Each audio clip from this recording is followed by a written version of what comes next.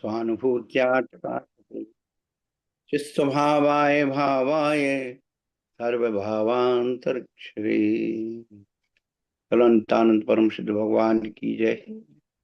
गौमटेश्वर बाहुबली भगवान की जय। कत्तर भगवान की जय।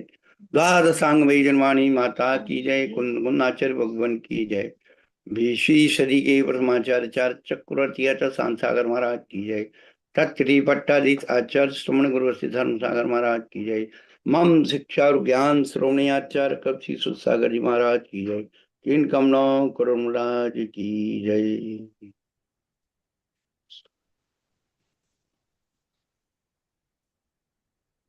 पिछले दिनों से हम लोग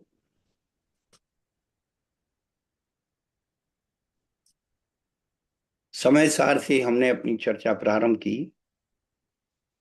और समकक्ष थोड़ी सी करणान योग के विषय में भी आपको बताते रहे। द्रव्यान योग का विषय द्रव्य को लेकर के चलता है। जीव उद्गत धर्म धर्म आकाश काल के छह द्रव्यों में जीव द्रव्य जीव है और पांच द्रव्य अजीव हैं।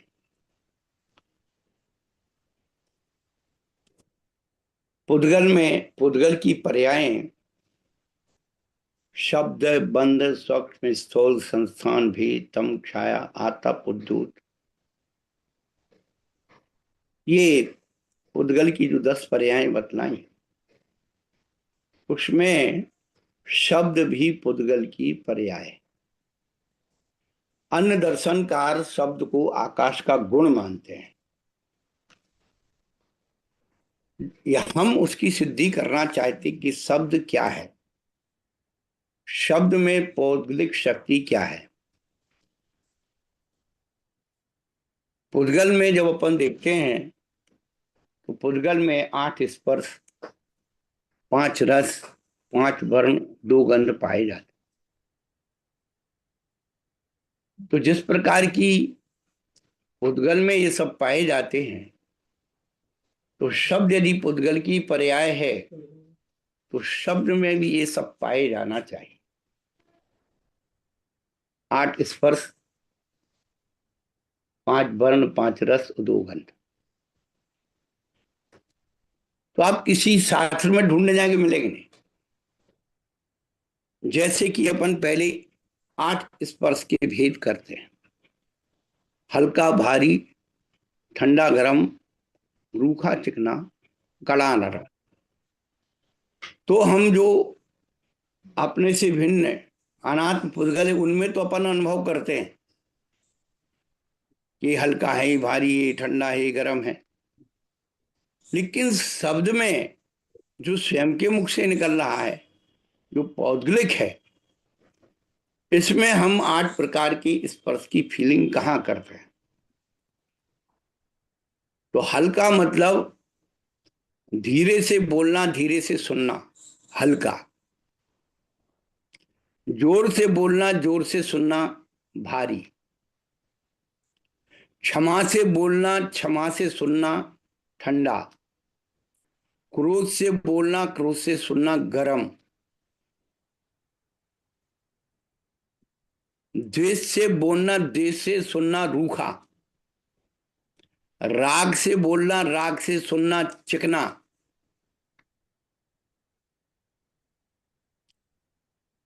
अनुशासन से बोलना, अनुशासन से सुनना, कठोर।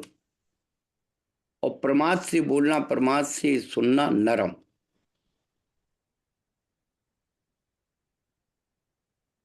पंकज जी।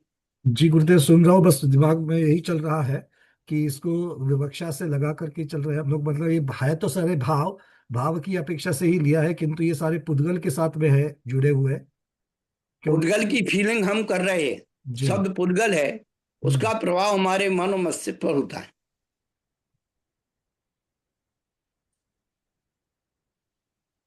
क्योंकि हमने इसी प्रकार की विवक्षा, मतलब ये है तो पुद्गलिक, किंतु कई जगह पर इसको जीव के नजदीक, ज्ञान के नजदीक होने की वजह से इसको आगम द्रव्य भी माना है, जैसे धवलाजी में हमने देखा। तो ये प्रभाव, हाँ। जब ये प्रभाव तो होता ही है, शब्द को ब्रह्म रूप माना है, तो अच्छे कार्य में जब जाएगा तो वो उस रूप पर नमन करेगा। जी जी बिल्कुल, मतलब ये विवक्षा उनके पीछे होनी चाहिए, इस तरीके से समझ सकते हो उसको। हाँ, अब जैसे हम ठंडे बोल रहे हैं, यानी क्षमा से बोल रहे हैं, तो क्षमा से सुनने वाला जीव उसको अनुभव करेगा ना। मतलब क्रोध उस से बोल रहे हैं तो भाव, क्रोध से अनुभव। शब्द की निर्मिति किन भावों से हो रही है, उन बस भावों बस का बस बस। उपचार करके उसके ऊपर उसको बता दिया। हाँ, अब जैसे कि रस है, 5 प्रकार का रस। जी तो बड़ा मीठा बोलता है, अरे उसकी बात को सुन करके अरे मन खट्टा हो गया। देखो हमने बात कही, उसको मिर्ची लग गई। जी बिल्कुल, इस तो प्रकार से होता है। अभिव्यक्ति हमारे उसके साथ चलती है, खट्टा मीठा चरपा कड़ुआ कसायला। तो ये उसके रस हैं, शब्दों के अंदर जो रस है।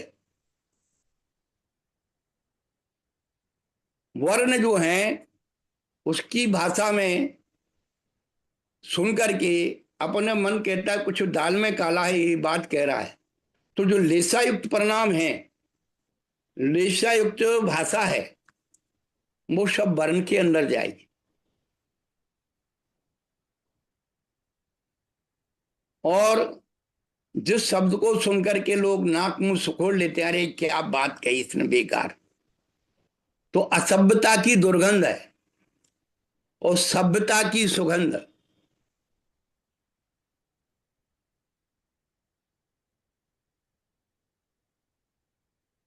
ये शब्द की अभिव्यक्ति 5 8 स्पर्श, 5 वर्ण, 5 रस और 2 गंध, 20 जो हो गए, जो पुद्गल संबंधी उसके गुणधर्म है, उसका प्रभाव हम सबके मन और मस्तिष्क पर पड़ता है।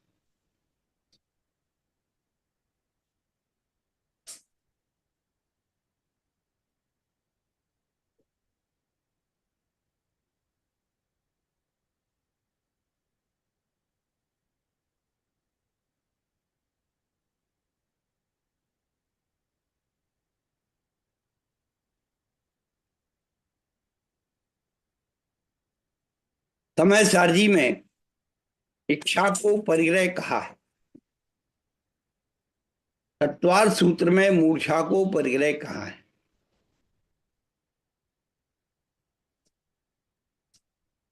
और करणान योग में लोभ को परिग्रह कहा है।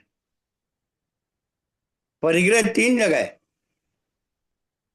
इच्छा, मूर्छा और लोभ।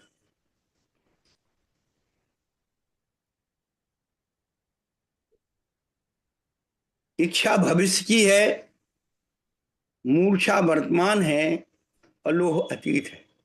बहुत सुंदर। इसलिए कबीरदास जी ने एक दोहा कहा था, चाह गई चिंता मिटी मनुआ बेपरवाह। चाह गई, भविष्य गया, इच्छा गई, चिंता मिटी, वर्तमान गया, चिंता खत्म। अब कुछ है ही नहीं अतीत के लिए, तो मनुआ बेपरवाह। इसलिए जिनको कछू न चाहिए वे सहन के साए। ये शुद्ध समय सार है बाबू, एक श्लोक, ये दोहा पूरा शुद्ध समय सार है। जिनकी इच्छा मूर्छा और लोभ तीनों चेतना से निकल गए, वही शुद्ध शुद्ध समय सार में जीते हैं।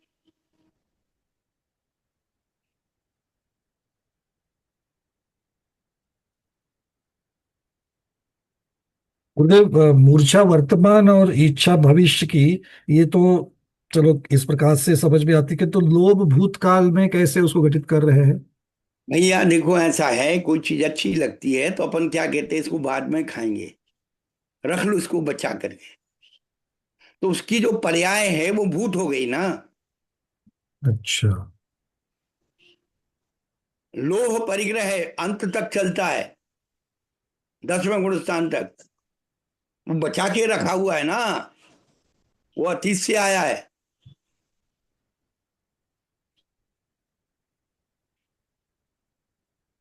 ठीक, विवक्षा लगा देंगे उसमें। जैसे आपने थाली में भोजन है, कोई अच्छी चीज है, तो थोड़ा सा सरका के रहे, इसको बाद में खाएंगे, मुंह साफ हो जाएगा। तो लोभ हुआ ना अपना। हाँ मतलब ये मुझे ये खाने की इच्छा है, तो ये भविष्य की अपेक्षा से हो गया। ये थाली मेरी है, ये मेरा ममत्व हो गया, मूर्छा हो गई। और लोभ के हाँ, बारे में कैसे कहेंगे इसमें, मैं ये सोच रहा हूँ एक ही उदाहरण में। जो हमारे लिए हम बाद में खाने योग्य, इसको अभी बाद में खाएंगे। जब बाद में खाएंगे, तो खाएंगे तो हाँ, जब तो बाद में खाएंगे तो लोभ अभी की थाली बाद वस्तु में। होते, वस्तु के अभाव में इच्छा है। हम्म। मतलब मुझे इच्छा और लोभ में फर्क करना है बेसिकली। हाँ हाँ हाँ। तो इच्छा तो वस्तु के अभाव में है, हाँ, और वस्तु के लोभ अभाव वस्तु में के इच्छा है, सद्भाव। बिल्कुल वस्तु के हाँ अभाव में इच्छा है, और वस्तु के हाँ, सद्भाव में लोभ है। लोभ है। और वर्तमान की जो परिणति है, उसमें मूर्छा है। हाँ, वो तो बिल्कुल ठीक, मतलब वो जो मुझे सामने दिख रहा है उसमें मेरा ममत्व लग रहा है। वैसे ममत्व तीनों में होता है, यहाँ पर प्रधान उन्होंने वर्तमान को किया है। हाँ, ये प्रधान से ही वर्णन हो जाएगा।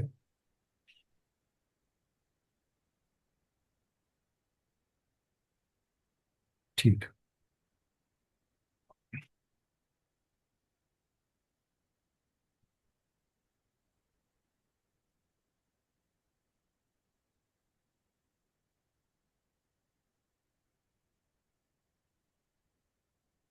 चरणान योग में 4 प्रकार के दान बतलाए। उसमें 4 प्रकार के दान में जो ग्रस्तों के दान है, उसमें आहार दान, औषधि दान, उपकरण दान और वसत का दान। ग्रस्तों के दान में ज्ञान दान और अभय दान नहीं है। आपने तीसरा कौन सा कहा उधर, आहार औषध? उपकरण अच्छा, उपकरण दान। और वसति का। उपकरण और वसति का। श्रावकों के दान में ज्ञान दान और अभय दान नहीं है। जो आजकल ज्ञान दान देने की पद्धति और अजय अभय दान पर चिल्लाते हैं, ये क्या अभय दान दे सकते हैं? जो स्वयं की जीव की रक्षा नहीं कर सकते, वो क्या दूसरों की रक्षा करेंगे? हाँ, मतलब ठीक है, फिर भी मतलब संयम होने की वजह से, सकल संयम ना होने की वजह से वहां पर पूरा का पूरा अभयदान नहीं घटित कर सकते, ये बात भी बिल्कुल वहां ठीक है। तो आंशिक भी नहीं है भैया। बसति का दान साधुओं के लिए दिया जाता है, जो क्षय काय की जीव की रक्षा कर रहे हैं। अभय दान दे रहे हैं, उनके लिए आप जो है ये करोगे। लेकिन अभयदान तो तरस तरस के लिए दे रहा है ना, व्रती अनुव्रती जो है वो। वो कुछ भी हो, वो सकल। अभय दान नहीं कहा जाएगा। दान पात्र के लिए होता है। तो बस वो जीव दया कहलाई जाएगी। वो कुछ को भी नाम दे दीजिए। जब 16 कारण भावना में आते हैं, तो शक्ति त्याग, उसमें पूज्यपाद आचार्य ने आहार दान, ज्ञान दान और अभय दान, ये 3 प्रकार के दान लिखे हैं। औषधि नहीं लिखा हुआ। ठीक है, औषधि का तो आहार में ही अंतर्भाव कर देते हैं। ये हम लोग अपनी युक्ति से लगाते हैं। अच्छा, ये भी युक्ति ही है। माने कुतर्क है, ये युक्ति भी नहीं है, कुतर्क कहना चाहिए। अच्छा, तो फिर औषधि औषधि दान। दान क्यों? देखो, दान अभय जो दान है, वो आग्रह भाव का प्रतीक है। आप उधर ले जाइए कि दर्शन विशुद्धि आदि 16 कारण भावना है। ठीक है। जो दान देने में हर्ष होता है, तो औषधि देने में कोई भी ये नहीं चाहता हम खूब औषधि दान दें। बीमार व्यक्ति ये नहीं चाहता हम खूब औषधि खाएं। औषधि संश्लेष का नौकर्म है।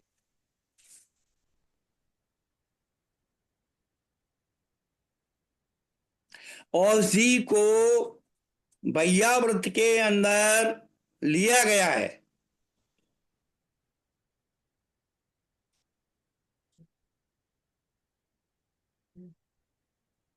वह भी निर्बद्ध औषधि।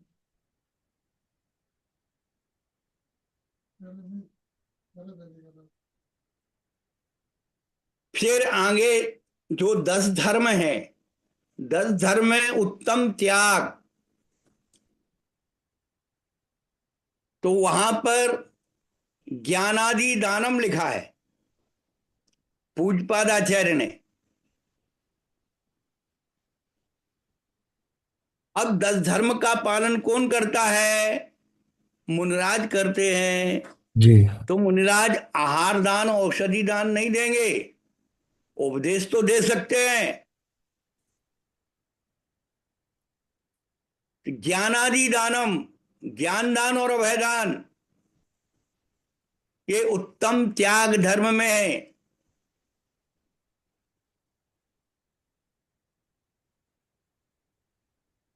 और जब अरहंत अवस्था प्राप्त कर लेते हैं तो जो नौलब्धि उत्पन्न होती है, इसका विश्लेषण पूज्यपाद आचार्य ने सर्वार्थ सिद्धि ग्रंथ में किया है। एक विशेष बात यही बताना चाहते हैं, जिन जिन के पास सर्वार्थ सिद्धि ग्रंथ हो, उसमें जो विशेषार्थ लिखा हुआ है वह मूल आचार्य के अभिप्राय से बिल्कुल विपरीत है।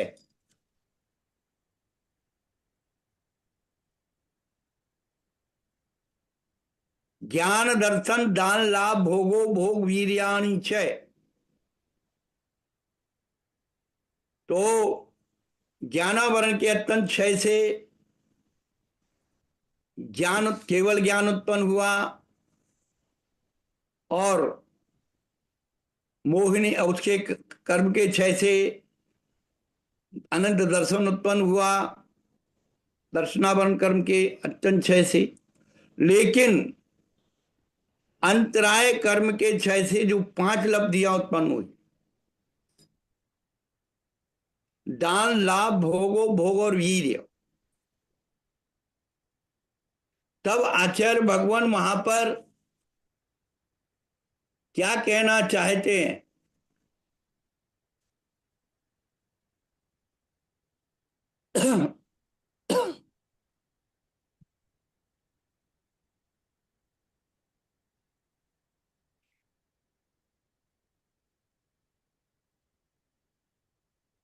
गुरुदेव पृष्ठ क्रमांक कितना है सर्वार्थ सिद्धि का?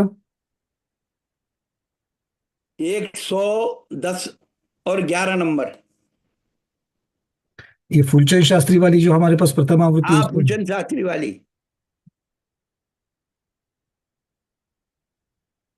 ज्ञानावरण कर्म के क्षय से केवल ज्ञान हो गया, उसी प्रकार से दर्शनावरण कर्म के साथ क्षय से दर्शना केवल दर्शन हो गया।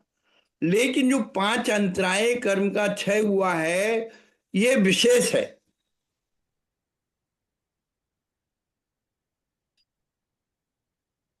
क्षायक और अनंत, पहले 2 शब्दों की व्याख्या समझ लें। एक, कर्म के क्षय से क्षयक हुआ है, तो ज्ञान और दर्शन और सम्यक तो चारित्र, ये दोनों कर्म के क्षय से क्षयक है। लेकिन जो दान लाभ भोग और वीर्य है, ये कर्म के क्षय से, दानांतराय कर्म के क्षय से तो उत्पन्न हुए हैं, पर इनकी क्षायकता निरंतरता के रूप में है, कि जब से उत्पन्न हुए हैं और जब तक वो वहां रहेंगे तब तक निरंतर रहेंगे, बीच में क्षय नहीं होंगे। अखंडता। क्षय रहित क्षायक। अखंडता की अपेक्षा। हाँ, बीच में अंतर नहीं होगा, क्योंकि अंतराय कर्म की प्रकृति से क्षय हुए हैं। तो उस समय वह जब तक उस अवस्था में रहेंगे, बीच में अंतराय नहीं आएगा, इसलिए निरंतरता की अपेक्षा क्षयक है। उसके बाद वहां जब सिद्ध बन गए तो वहां पर इनका कोई काम नहीं है। और अनंत भी दो प्रकार का है, एक सीमात्मक अनंत, दूसरा संख्यात्मक अनंत। जी, ये बात आपने पहले हम लोगों को सिखाई है। आकाश अनंत है, वो सीमांतक। जैसे ज्ञान, दर्शन, सम्यक चारित्र आदि ये सीमात्मक अनंत, लेकिन ये जो पांच है ये संख्यात्मक अनंत। अब इसमें जो दान की बात कही गई, तो उन्होंने कहा कि दानांतरायस्य अत्यंत क्षयात अनंत प्राणी गणानुग्रह करम छायक छायकम अभय दानम। इसमें अनंत भी है और छायक भी है, दोनों पद विश्लेषित दिए कि अनंत प्राणियों का अनुग्रह करने वाला छायक अभय दान है। अब ये जो विश्लेषण करके पहले हमने जो सुना, इनने जो लिखा है वो तो विशेषार्थ का तो आप लोग सब पढ़ लेना, लेकिन सुना कि भाई वो छायक दान क्या देते हैं, बोले उनके 3 समय जो है दिव्य ध्वनि कीर्ति है, वो ज्ञान का दान देते हैं, इसलिए छायक दान है। लेकिन वो सहित बैठ नहीं रही कि दिव्य ध्वनि तो 4 समय कीर्ति, अंतराय आ जाता है बीच में, निरंतरता नहीं है। तो इसका जो सही चिंतन और युक्ति है कि भगवान के समूह शरण में परस्पर बैर विरोध रखने वाले जीव निरंतर पाए जाते हैं और 100 योजन तक निरंतर सुभिक्ष रहता है, इसलिए वह छायक अभय दान है। एक दान बचता है वहां।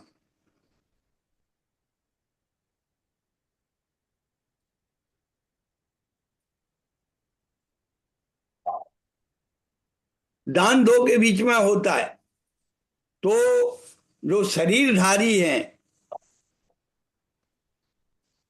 और जो केवल ज्ञान की वृत्ति अभयदान देने की है, तो उनके रूप में कि जो भी जीव भगवान के समोषण में आ जाते हैं वह छायक अभयदान के पात्र हो जाते हैं, आया उनके प्रभाव से 100 योजन तक निरंतर सुभिक्ष रहता है, वो छायक अभयदान है। और उसके बाद लाभांतराय कर्म, क्षय से उनको स्वयं को लाभ क्या है, तो उन्होंने कहा कि लाभांत नरासात परित्यक्त कबलाहार क्रियाणाम केवलिनाम यथा शरीर बलाधान हेतु अन्य मनजा साधारणा परम शुभाहा सूक्ष्माहा अनंता। यहां अनंत फिर आ गया।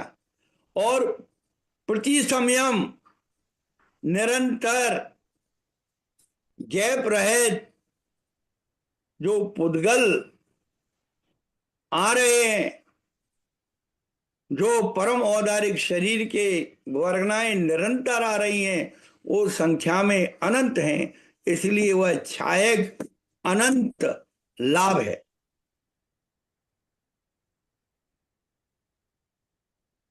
और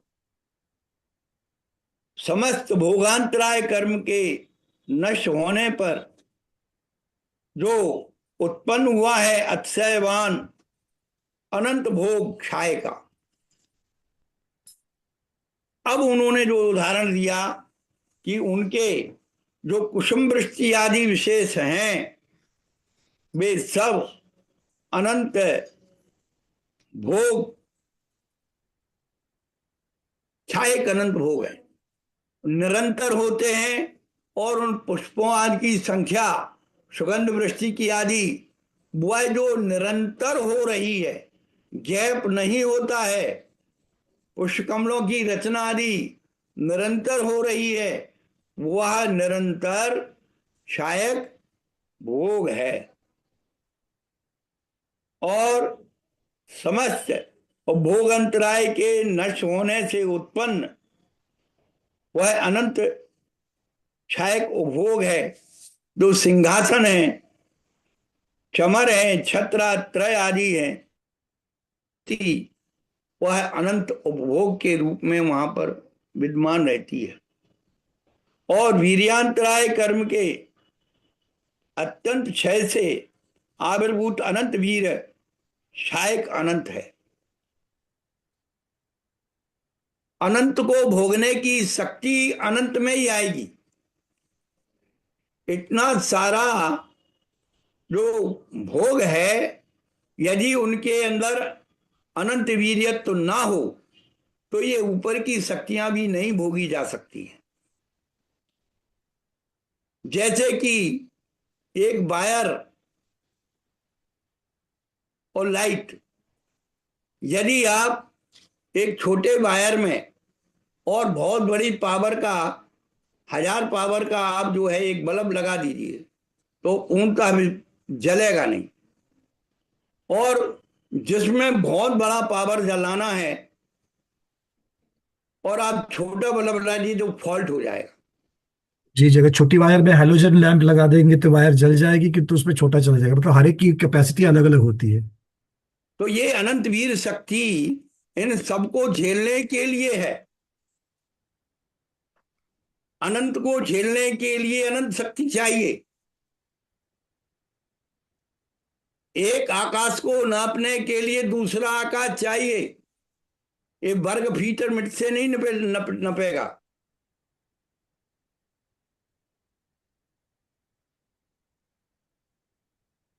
इसलिए उन्होंने अगले समय में पूज्यपाद आचार्य ने प्रश्न उठाया कि ये जो सारी चीजें हैं आपने कह तो दी, तो इनका छायक दान आदि का भाव, अभय दान आदि सिद्धेशु अभी तत्प्रसंगा, देखिए। तो उन्होंने कहा इन सबका जो छायक दान आदि भाव है, अभय दान आदि, ये जो है सिद्धों में ही इनका प्रसंग आ जाएगा। तो उन्होंने कहा नैष दोषा, इसमें कोई दोष नहीं है। उन्होंने सिद्ध किया कि शरीर नाम तीर्थंकर नाम कर्मोदयाद अपेक्षात्वात्, दान में शरीर नाम कर्म और तीर्थंकर आदि नाम कर्म की प्रवृत्ति चाहिए। दाता और दान देने वाले हमारे तीर्थंकर दाता, और जिनको दिया जा रहा है वो पात्र। तो जिनके शरीर नाम कर्म का उदय होगा, अनंत प्राणी का अनुग्रह करने वाले, उनको ही उसका दान का फल मिलेगा। और तीर्थंकरों में या जो सिद्ध अवस्था है, उनका शरीर नाम कर भी नष्ट हो गया और तीर्थंकर प्रकृति नाम कर भी नष्ट हो गया। तो उन्होंने कहा कि तेषाम तद अभाव तदा प्रसंगा, तब ये सब अभाव तो इनका सबका प्रसंग हो जाएगा। तो कहते उनमें कैसे वो प्रवृत्ति पाई जाएगी, तो उन्होंने 2 शब्द दिए। सिद्धों में अनुभव क्या है, तो परमानंद अव्याबाद रूपेण तेषाम तत्ववृत्ति, परमानंद भोग और अव्याबाद लाभ।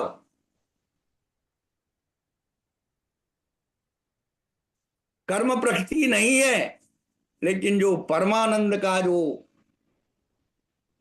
स्वरूप है वह उनका भोग है और अव्याबाद है। अब कोई बाधा उसमें नहीं है, वह उसका लाभ है।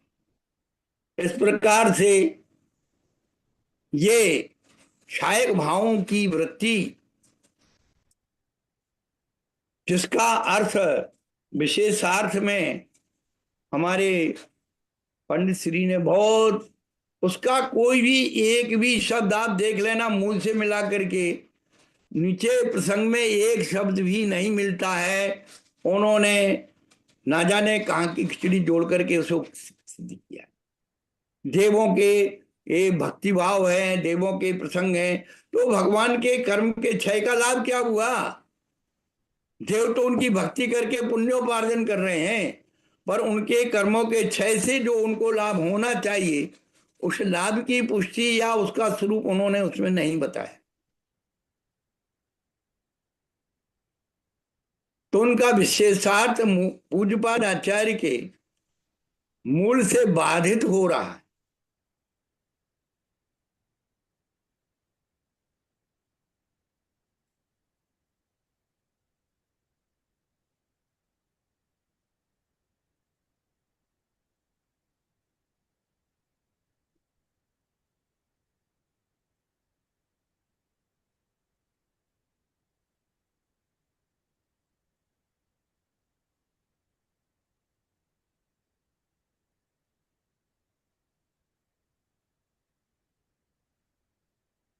मानसोत्तर पर्वत के बाहर तिरंच जा सकता है, मनुष्य नहीं जा सकता है।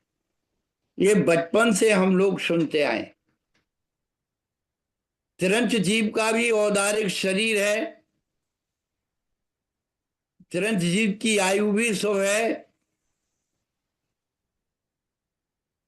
तो तिरंच क्यों जा सकता है, मनुष्य क्यों नहीं जा सकता है? तिरंच भी, जो तिरंच जाते हैं, देव बैरी देव उनको ले जाते हैं, वो तिरंच जीव के साथ भी जो विकलतर जीव भी वहां पहुंच जाते हैं, उसके शरीर से रहने वाले।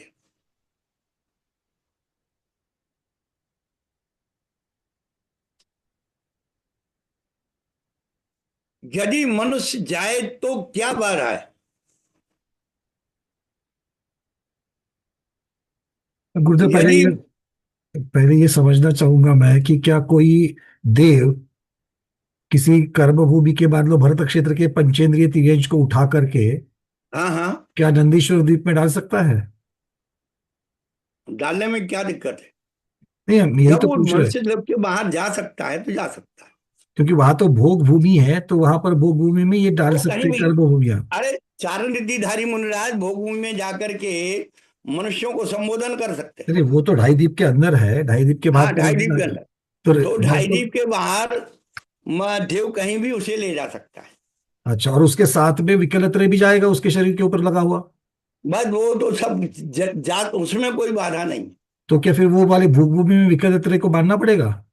नहीं नहीं नहीं नहीं, वो उसका नहीं, वो विहार मत या जो समुद्रघात गत या जो भी अपन उसकी विवक्षा लगाएंगे, उसमें हो सकता है। लेकिन आप सोचो वहां उत्पन्न नहीं होते। हाँ, उत्पत्ति की अपेक्षा नहीं होंगे, बट क्या वहां पर जा सकते हैं और जाकर क्या उनको छोड़ा जा सकता है? हाँ जैसे हमने सिद्ध भगवान को जल से सिद्ध, थल से सिद्ध, सभी जगह से माना, क्योंकि जल से कैसे माना, तो किसी ने उपसर्ग आदि करते करते अगर केवल ज्ञान हो जाए तो हाँ, वहां से नदी माना। में चले गए, नदी में हाँ, समुद्र में तो चले गए। मतलब यहाँ तो विवक्षा बिल्कुल समझ में आती है। बट क्या सीधे सीधे प्रश्न ये है कि हमारे भरत क्षेत्र के आर्यखंड से पंचम काल के पंचेंद्रिय त्रियंज को कोई दे उठावे और नंदीश्वर द्वीप में डाले, तो वो हाँ, डाले पंचेंद्रिय उसमें कोई। और उसके साथ में उसके शरीर के ऊपर अगर कोई विकलत्रय जीव है, मान लो कोई चींटी है उसके ऊपर बैठी हुई, तो चींटी वहां जाएगी और चींटी वहां पर जीवित रहेगी, अपनी बची हुई आयु वहां पर गुजार देगी क्या? वो उसमें कोई बाधा नहीं। मतलब इस प्रकार का वर्णन आगम में आ रहा है। वो तो सिद्ध ही हो रहा है, आगा आ क्या रहा है? जब चिरंजीव जा सकता है, उसके साथ वो संशोधन करके थोड़ी ले जाएगा। पर अगर मान लो कि उस भैंस के ऊपर अगर कोई व्यक्ति बैठा है, मनुष्य बैठा है, तो वो नहीं जा पाएगा मनुष्य वो मान नहीं के जा ऊपर। सकता। अच्छा, वो वहीं पर रह जाएगा, किंतु ये बाकी जा सकते हैं। हाँ, अब मनुष्य क्यों नहीं जा सकता है? यदि मनुष्य चला जाए तो कोई बैरी देव मनुष्य मुनिराज को उठा करके वहां डाल दें और वहां केवल ज्ञान हो जाए। अब उन्हें मोक्ष जाना है तो कैसे जाएंगे? तो सिद्धशिला तो है ही नहीं वहां पर, सिद्धालय भी नहीं है ऊपर। हाँ, तो उनको फिर अंदर ढाई द्वीप में आना पड़ेगा। जी। वहां का परमिट मनुष्यों को नहीं है, सीधी बात यह है। वहां का वीजा मनुष्यों के लिए नहीं, तिरंचों के लिए है। अब गुरुदेव थोड़ा सा कुतर्क कर रहा हूं मैं, क्षमा करें। चलो, ये सिद्धशिला की बात तो सिद्धशिला की अपेक्षा से तो भव्य और भव्य की अपेक्षा से हो जाएगा। कोई अभव्य है जिसको जाना ही नहीं है मोक्ष, तो क्या अभव्य को नहीं नहीं उठा नहीं, करके डाल देंगे तो? तो अभव्य को भी क्या, वो मनुष्य है तो जाएगा ही नहीं सीधा, चाहे भव्य हो हाँ नहीं नहीं, अभव्य हो। जाएगा नहीं, ये तो हम लोगों का निर्णय हो गया। उसके लिए कोई हाँ कारण, कोई तर्क दिया जा रहा है क्या? हाँ, नहीं नहीं, अब उसके लिए तर्क नहीं है, मनुष्य मात्र के लिए उसके लिए वो है। जी जी, ठीक ठीक। समुद्घात अवस्था को छोड़ दीजिए, मानांतिक अवस्था को छोड़ दीजिए। हाँ, उसमें तो जीव ढाई के बाहर पाया जा सकता है, मनुष्य पाया जा सकता है। हाँ,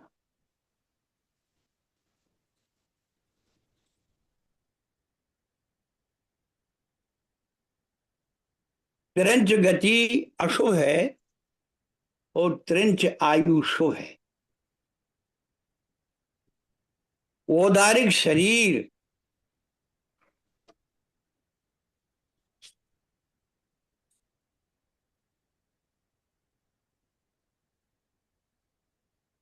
एक इंद्री से पंचेंद्री शरीर तक, जो चाहे त्रिंच का हो या मनुष्य का हो, ये औदारिक शरीर है।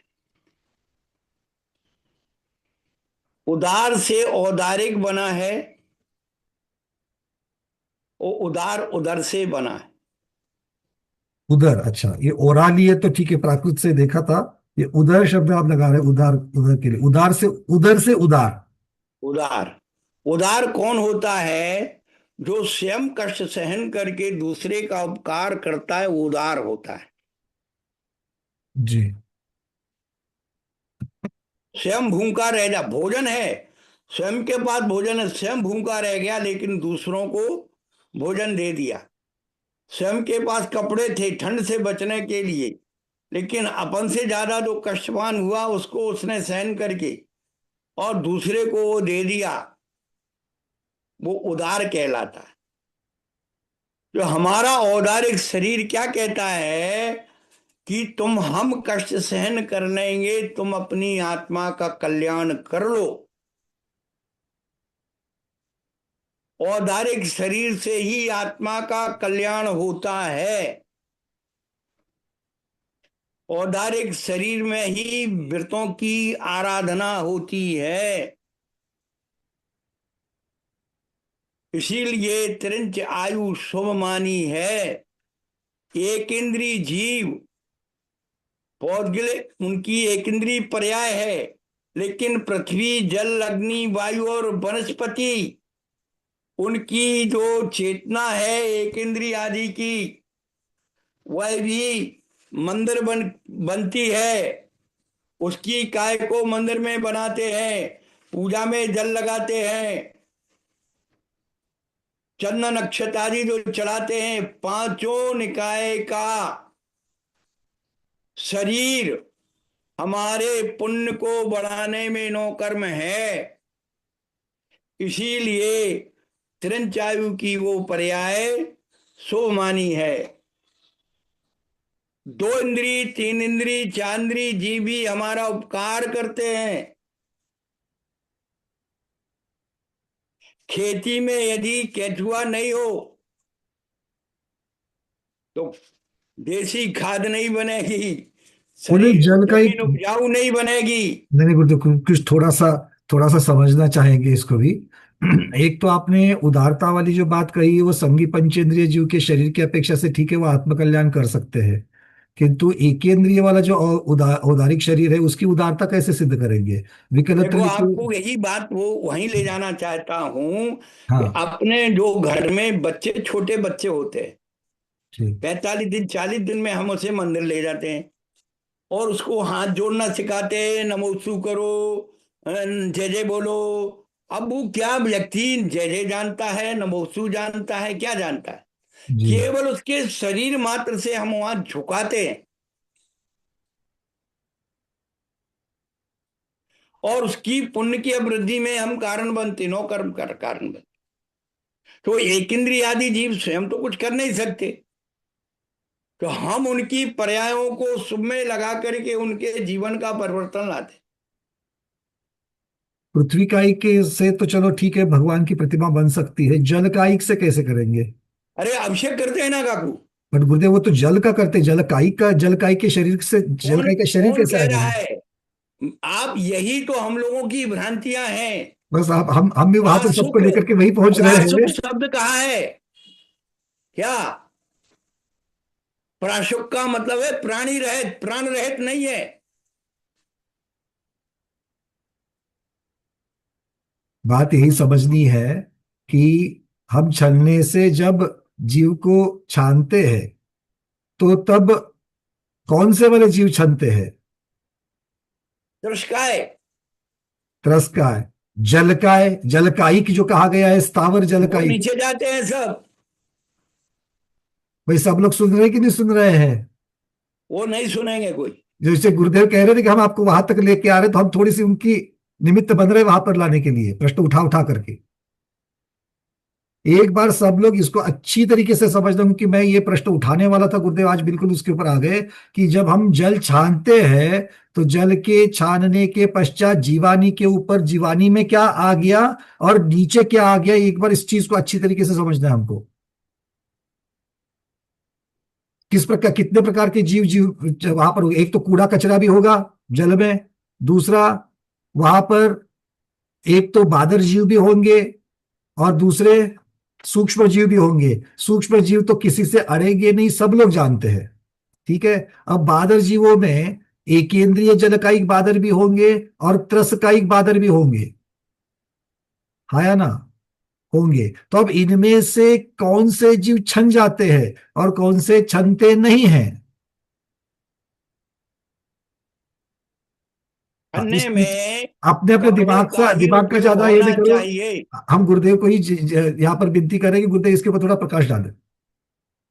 कपड़े का ही उपयोग होना चाहिए। एक गहरे कपड़े को भी इस प्रकार से देखिए कि सूर्य की, उसकी रश्मियां उससे आर पार ना हो। ऐसे दोहरे कपड़े को आपको, उससे छना हुआ जली छना कहलाता है। ठीक है आज जो गुरुदेव। आरओ का पानी है, या प्लास्टिक की छन्नी है, या थैली लगा करके जो अपन पानी छान रहे हैं, ये सब बिना छना पानी है, अशुद्ध पानी है। गुरुदेव चलो ठीक है, इसको भी, इसकी तो चर्चा तो थोड़ी सी दूर रखेंगे। हम तो कह रहे हैं कि आगम में बताए हुए दोहरे मोटे कपड़े से छाना हुआ जल, आगमोक्त छन्नी से जाला हुआ जल। अब नीचे जो मेरे पास, हम जिसको छना हुआ जल कहते हैं, क्या उसमें बादर जलकायिक और बादर त्रसकायिक, दोनों में से कौन से जीव वहां पर नीचे है?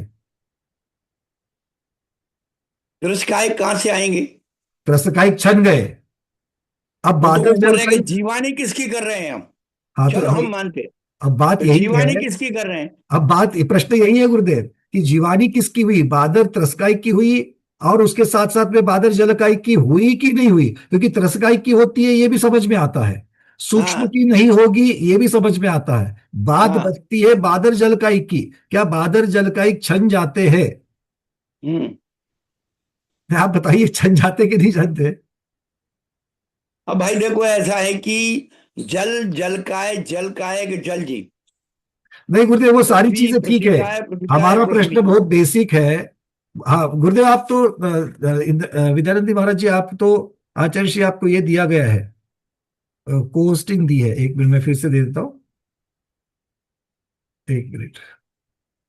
हाँ, आप खोल सकते हो गुरुदेव। तो बात ये है कि अगर हम वहां पर बादर जलकाई को छन नहीं जानते, नीचे छने हुए पानी में बादर जलकाई जाते हैं, अगर ऐसा हमको मानेंगे, तो सकल संयमी मुनिराज उन बादर जलकाई जीवों की रक्षा कैसे करेंगे? वही हम आपको बोल रहे हैं कि प्राशुक शब्द का अर्थ प्राणी रहित है, प्राण रहित नहीं है। पहले तो आप इसकी परिभाषा बहुत में आ जाइए। सुंदर बात, सब लोग इसको नोट करेंगे। सब लोग इसको नोट करेंगे, ये बहुत महत्वपूर्ण बातें आ रही है।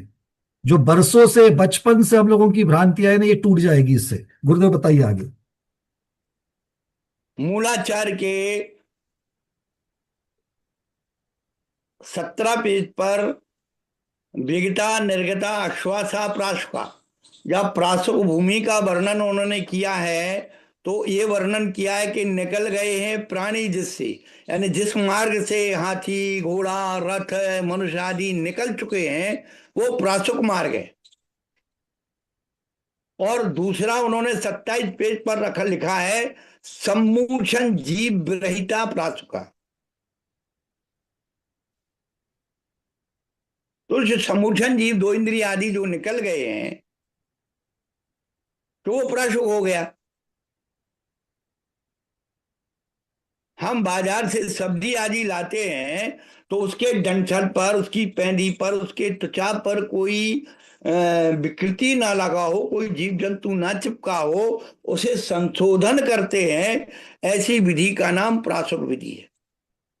और उसे जब पूर्ण विधारते हैं, गर्म कर लेते हैं या उसको कर देते हैं, तो उसमें जो सचितपना की हम जो बात नहीं कह रहे, केवल उसकी जो आसक्ति है उसे तोड़ने के लिए, उसे संशोधन करने के लिए। क्योंकि कभी कभी फल या सब्जी ऊपर से अच्छी दिखती है, लेकिन अंदर उसके जीव आ जाता है, कीड़ा आ जाता है। उसको संशोधन करने के लिए ही वो विधारने की विधि है, पहली बात। दूसरी, साबुत फल को, वृत्ति को क्यों नहीं खाना चाहिए? वो तो जीव की रक्षा क्योंकि नहीं कर सकते हैं। है नहीं, पहली बात तो उसको संशोधन करने की बात है। नहीं। दूसरी बात, साबुत फल खाएगा तो बार बार मुंह में जाएगा, एक साथ तो खाएगा नहीं। जब आधा कतर लिया तो आधा बाहर आएगा। और उसके मुंह की लार, दांतों की लार उस फल पे लग गई है, और बाहर उसकी ठंडी का हवा लगी, तो उसमें जो लार के सहारे उसमें बैक्टीरिया, जीव उत्पन्न हो जाएंगे, जी बिल्कुल ठीक। बार बार अंदर खाने बहाने से। इसलिए सुधार करके ही खाना चाहिए। तीसरी बात, ये कृष्ण लेशा का परिणमन है। साबुत फल खाना, बार बार कतर के साबुत फल खाना, ये कृष्ण लेशा का परिणाम। जी। आपकी आसक्ति, लेशा के असंख्यात लोग प्रमाण परिणाम है हमारे। इसीलिए लेशाओं को समझाने के लिए केवल उन 6 फल खाने वालों का उदाहरण दिया। उसे भोजन से ही लेसाओं के परिणाम को समझाया, जिससे कि प्राणी मात्र को समझ में आ जाए। जी, मैं आचार्य भगवान विद्यानंद महाराज जी से थोड़ा अनुरोध करता हूँ, विनती करता हूँ गुरुदेव, आप इस जल का एक जीव के बारे में और कुछ प्रकाश और इसके ऊपर क्या कुछ कहना चाहते हो? अ, अभी जो चर्चा चल रही है, देखिए छन्ना सबके अलग अलग रहते हैं, लेकिन जल का एक जो जल बिंदु है उसकी अवगाहना जिस प्रकार शास्त्र में निर्धारित की है वही अवगाहना होगी। और जल का एक जीवन की अवगाहना भी अपने अपने नाम कर्म के, संस्थान के कर्म के अनुसार होगी। लेकिन इतना तो तय है, जल जीव, जल का एक जीव, जल काय। हम जो जल छान रहे हैं, दया भाव अनुकंपा भाव से जल को छान रहे हैं, अहिंसा करुणा भावना से अपन छान रहे हैं। इसके बावजूद भी वह जीव छन्ने से निकल जाए और उसमें जल का एक जीव भी रहे, तब भी वह प्रत्येक व्यक्ति का भाव तो ये रहता है, मैंने जीव की रक्षा की, पानी छान लिया, पानी को मैंने प्राशन किया, वह प्राशन करेगा। दूसरी बात, वह आवृत्ति श्रावक हो या देशव्रती हो, वह तो स्थूल व्रत को धारण किया है। सूक्ष्म जीवों की रक्षा का संकल्पना उनके द्वारा नहीं हुआ, क्योंकि वह त्रस्त जीवों की रक्षा की भावना रखता है। स्थावर जीव का विघात तो उनके द्वारा होता है, चाहे पृथ्वी का है, जल का है, अग्नि का है, वायु का है, वनस्पति का है। लेकिन अनजान में, अज्ञानता पूर्वक, प्रमाद पूर्वक लगने वाले जो दोष है, उसका वह प्रतिक्रमण तो करता ही है। इसलिए श्रावकों के लिए भी प्रतिक्रमण निर्धारित किया गया, दैविक, रात्रिक, पाक्षिक आदि। तो प्रमाद चर्या के द्वारा होने वाले दोषों का परिहार करता है, अज्ञानता से होने वाले दोषों का वह प्रतिकार करता है, और पूर्णतः अक्षरशः निर्तिचार व्रत का पालन भी उनके द्वारा नहीं हो सकता है। दूसरी बात, हमारे यहाँ पर भाव सत्य करके कहा। भाव हाँ हाँ। सत्य यह है, भाव सत्य यह है कि मैं जीव दया की भावना से और अहिंसा की भावना से मैं प्रयत्न पूर्वक प्रवृत्ति कर रहा हूँ, और इसीलिए तो पानी को छान रहा हूँ। स्वच्छता की दृष्टि अलग है, शुद्धता की दृष्टि अलग है। यहाँ पर शुद्धता की दृष्टि माने जीव हमारे द्वारा प्रसिद्ध ना हो, यह भाव है। इसके बावजूद भी अगर जो हमारे ज्ञान के गम्य, बुद्धि के गम्य, दृष्टि के गम्य ना हो और उन प्राणी का पानी का भी अगर वह प्राशन कर ले, तब भी उसको जीव घात का दोष नहीं लगेगा, क्योंकि वह भाव सत्य के अनुसार वह पानी अप्रासुक हो गया, मैंने छान लिया, ये मान करके, जान करके उस पानी का वह सेवन कर रहा है। इसलिए पानी छानने के, अगालित पानी पी लिया लेकिन उसमें जीव इरादा ना हो, तब भी वह दोष का भागी है, क्योंकि वहां पर ब्रह्मचर्या है। और पानी छानने के बावजूद भी जीव विराध न हो, तब भी वह दोष का भागी नहीं।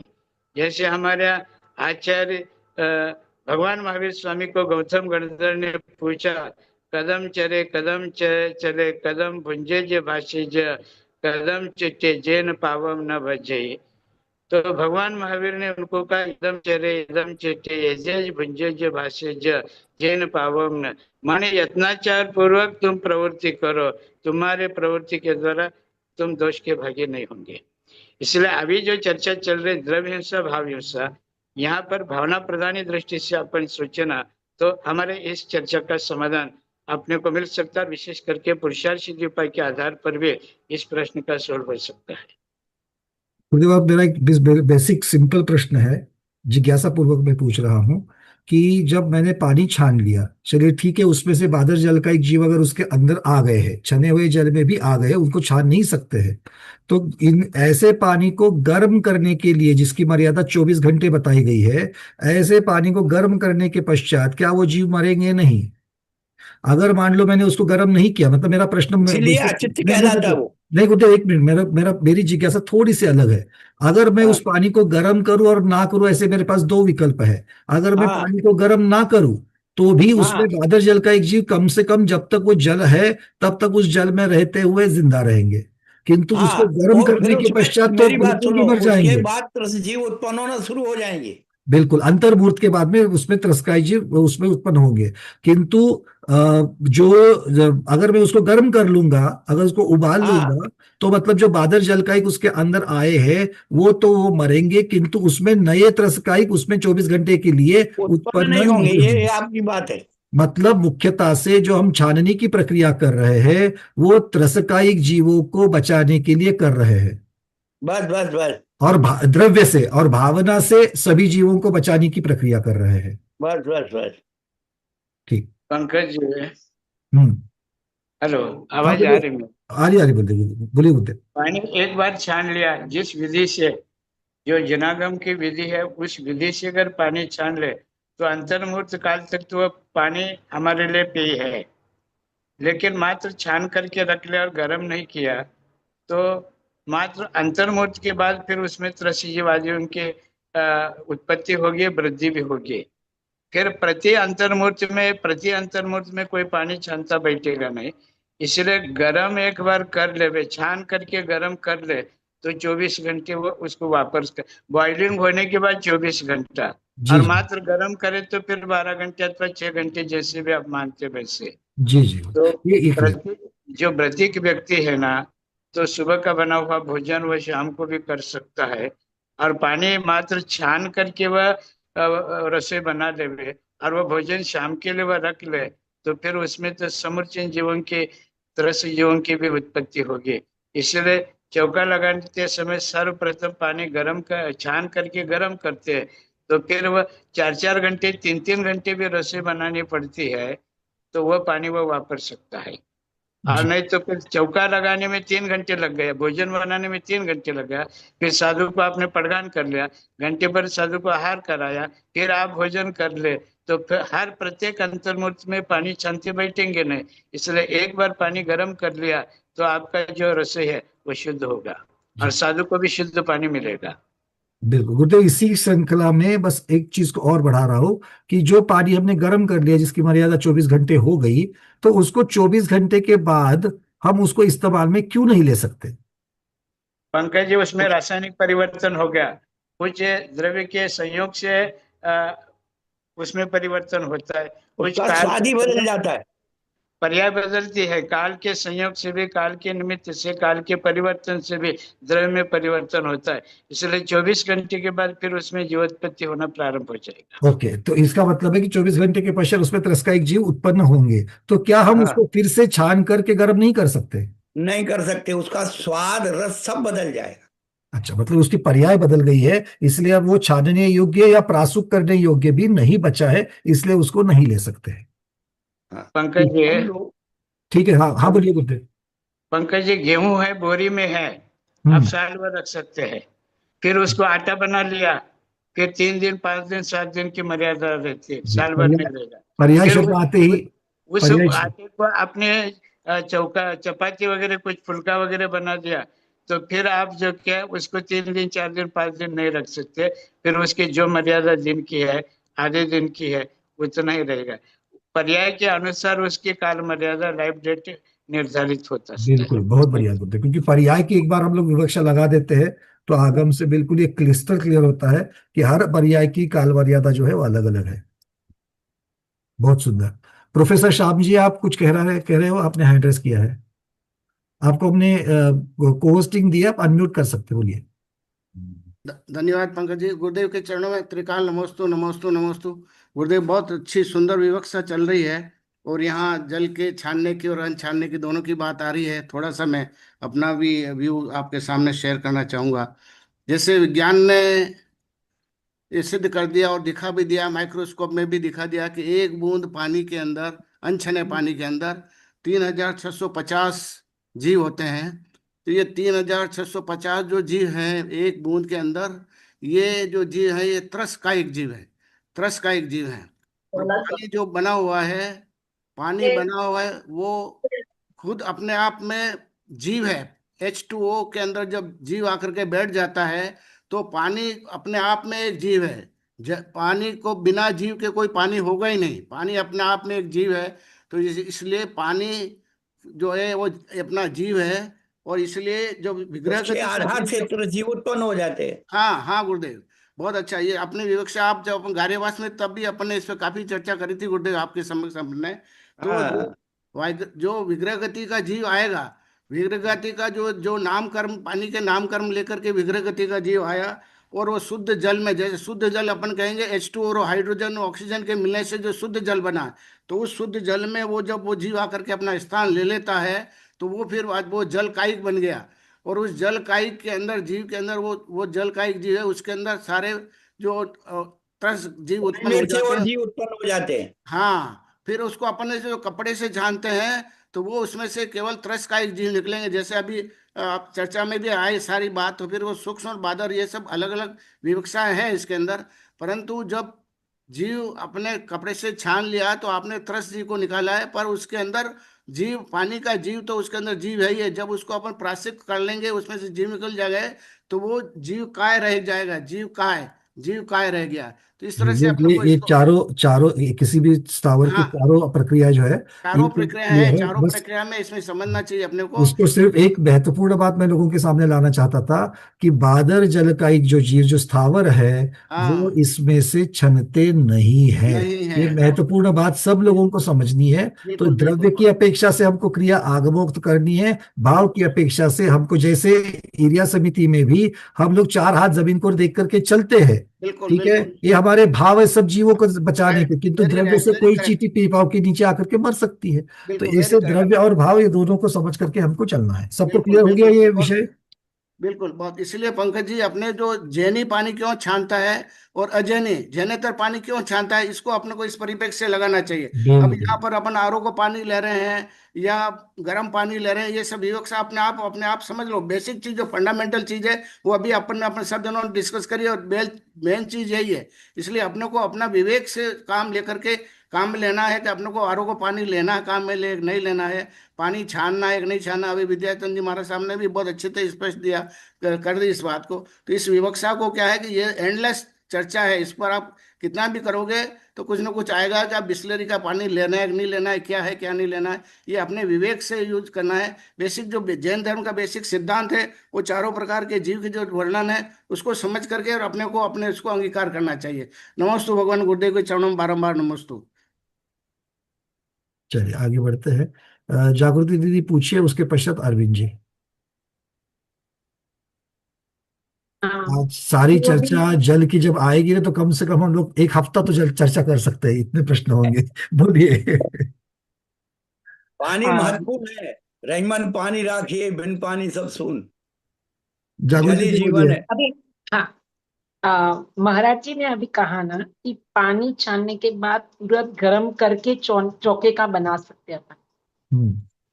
अभी जो कहा ना महाराज जी ने, जी। हाँ, तो पानी छानने के 39 मिनट के अंदर अंदर तो अपन डायरेक्ट, जैसे कुकर रखना है तो रख सकते हैं ना, कि पहले गर्म करना जरूरी। रख सकते हैं, लेकिन क्या हाँ, होता है, प्रमाद में भूल जाते हैं। नहीं, 48 मिनट के अंदर अंदर तो अपन बिना प्रमाद किए जो भी गर्म करे वो नहीं, फिर सब प्रयोग, होता अब है। उसमें प्रयोग में लोगे, देखो ऐसा है, वो पानी आप प्रयोग में ले रहे हैं तो भी वह जो है उसके साथ मिक्सअप हो करके वो गर्म ही हो जाएगा। हाँ, तो हाँ, वो तो वही हुआ ना कि पहले गर्म करना कंपलसरी है, मेरा ये कहना है। वो हाँ, इसलिए कि आपका प्रमाद हो करके और उसकी मर्यादा ना भूल जाए, इसलिए सबसे पहले छान करके गर्म करके रख दो, जिससे कि आपको बार बार उसका विकल्प ना रहे। अच्छा, ठीक है। और नहीं दीदी, तो और रसोई घर में हाँ, अलग अलग प्रकार के लोग रहते हैं, उसने पानी भर दिया, उसने कर दिया, वो कर दिया, तो ना, उसकी जो प्रयोग विधि है उसकी अमर्यादित ना हो जाए, इसीलिए एक साथ गर्म करके रख देते हैं, और कुछ नहीं। और दूसरा यह भी कारण है नमस्कार। कि मेरी आवाज आ रही है ना। आ रही गुरुदेव, हाँ बोलिए। हाँ, दूसरी बात यह है चौके के संदर्भ में, कुकर में जितना पानी लगता है उतना ही जो कि चौके में पानी नहीं लगता है। कुकर के अलावा भी बहुत सारे काम चौके में पानी के द्वारा बनाई जाती की जाती है। इसलिए तो पानी पहले से, सादी सीधी बात है, साधुओं का पाद प्रक्षालन भी उसमें अंतर्गत आ गया है ना। हाँ तो हाँ। पाद प्रक्षालन करना तो पानी तो प्रासु की अमर्यादित पानी तो नहीं। अब आटा गूंदना है उसमें भी पानी चाहिए। तो हर चीज महाराज जी ने अभी जैसे सब्जी स्वच्छ करने को बता दिया, तो कई बातें हैं, भोजन बनाते पकाते हैं और जूस निकालना है, शिकंजी बनाना है, तब भी तो पानी वापरते हैं। सिर्फ कुकर से तो चौका बनता नहीं ना। नहीं महाराज जी, इसलिए सिर्फ मेरा के नहीं महाराज जी, मेरा प्रश्न सिर्फ इतना है समझ कि में 48 मिनट के अंदर समझ में आ अंदर तो गया। अपन डायरेक्ट कर सकते हैं ना, बस बाकी सब तो उबला हाँ हुआ दीदी, यूज करेंगे। दीदी सार यही रहा कि कर सकते हैं, किंतु प्रमाद से हाँ, मतलब हाँ, आपका टेक्निकल क्वेश्चन जो है कि कर सकते हैं क्या, कर सकते हैं, क्योंकि वैसे भी वो अंतर्मुहूर्त के अंतर्गत है, और उसको गर्म करने के लिए कुकर का मतलब आप गर्म करने ही जा रही हो उसको। अब हाँ, बात बचती है कि क्या गुरुदेव ने जो बता दिए वो बात जो है वो मुख्यतः प्रमाद की अपेक्षा से प्रमाद रहितता हो जावे, इसलिए एक बार सारा का सारा जल जो है वो गर्म कर लो, फिर जहां चाहिए वहां यूज कर लो। ये दोनों उत्तर उसके लिए हो जाएंगे, एक टेक्निकल उत्तर हो गया और दूसरा प्रमाद से बचने के लिए भी हो गया। ठीक है, बहुत बहुत पंकज जी धन्यवाद आटा महाराज। पंकज जी आटा 10-10 सालों का जब चौका बनाते हैं एक चौके में, तो फिर समय भी लगता है, पानी भी ज्यादा लगता है, काम भी बढ़ता है वहां पर, नहीं नहीं क्रम गुरुदेव, क्रम से नहीं गुरुदेव, काम क्या है ना, एक एक थोड़ा सा प्रैक्टिकल डिफिकल्टी जागृति दीदी ने पूछी। वहां पर तीन चार, अगर मान लो एक चौके में तीन चार महिलाएं अगर भोजन बना रही है अलग अलग चीजें लेकर के, ठीक है, तो दूसरा अभी पानी गर्म हो रहा है। होता क्या है बहुत बार कि 7 बजे शुरुआत करनी थी, लोग पहुंच गए 7:30 बजे, पौने 8 बजे, पहले से आधा घंटा लेट हो गया है। अब वो पानी गर्म कब होगा, तब जाकर के, हाँ पानी गर्म हो जाए उसके बाद में आटा गूंदने के लिए उपयोग में आए, ठीक है, किंतु तब तक मुझे कुकर चढ़ाना है, तो कुकर में वैसे भी मैं छना हुआ पानी डाल सकती कि नहीं डाल सकती, डाल सकती हूँ टेक्निकली, क्योंकि बस वैसे बस भी बस गर्म बस। होना है।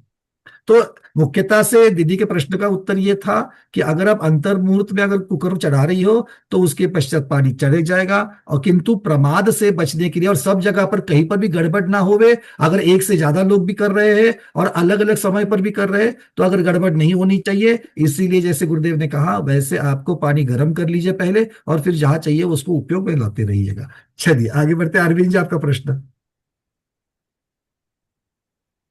कहाँ चला गया, अरविंद जी का वीडियो? महाराज साहब को एक प्रश्न पूछना था। हाँ ठीक है गुरुदेव, पूछिए, तो उसके बाद मैं अरविंद जी को बोल दूंगा। आहार का समय यह बताया स्नान समिति अधिकार में, 3 घटिका, सूर्योदय के 3 घटिका के बाद साधु आहार को उठ सकते हैं। अब हम्म। 3 घटिका, एक घटिका 24 मिनट का, दूसरी घटिका 24, माने एक मुहूर्त तो यह हो गया। और तीसरा वो 1 घंटे का 24 मिनट का।